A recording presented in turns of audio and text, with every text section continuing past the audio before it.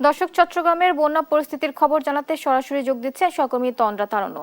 তন্দ্রা, বন্যার সার্বিক পরিস্থিতি কেমন দেখছেন এবং দুর্গতদের সহায়তায় কি উদ্যোগ দেখছেন কিনা জানাবেন।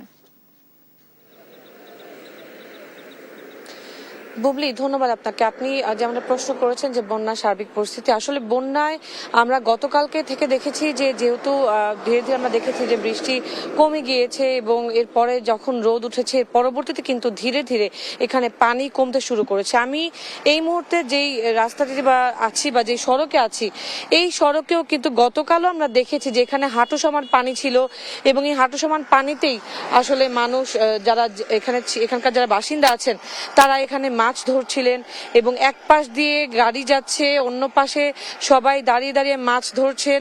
এমনই চিত্র কিন্তু ছিল এই রাস্তাটির গতকালকে। তবে সেই তুলনায় আজকে যদি আমি দেখাই যে আছে কিন্তু এখানকার পানি অনেকটাই কমে গেছে, অর্থাৎ আমরা বলতে পারি যে প্রায় 60 থেকে 70% বেশি পানি ধীরে ধীরে এখন কমতে শুরু করেছে। যদিও যেই জায়গাগুলোতে আসলে বেশি বন্যার যেই প্রখর যে রূপ তারা দেখেছেন এখানকার যে স্থানীয় বাসিন্দারা, সেই গ্রামগুলোতে ভেতরের দিকে যে গ্রামগুলো রয়েছে সেখানে কিন্তু এখনো প্রায় অনেকগুলো পরিবারই আসলে তারা আটকে আছে।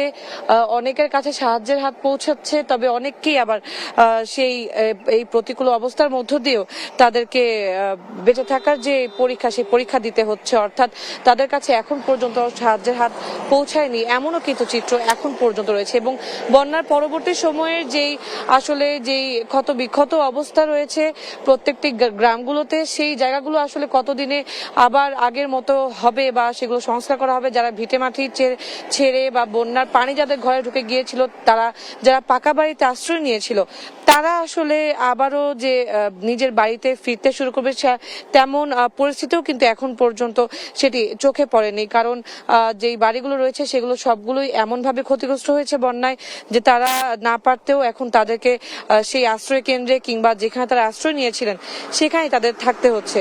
এবং এই যে এখানকার যে পানি এখন কমেছে তার সেই চিত্রই কিন্তু আমরা এখনো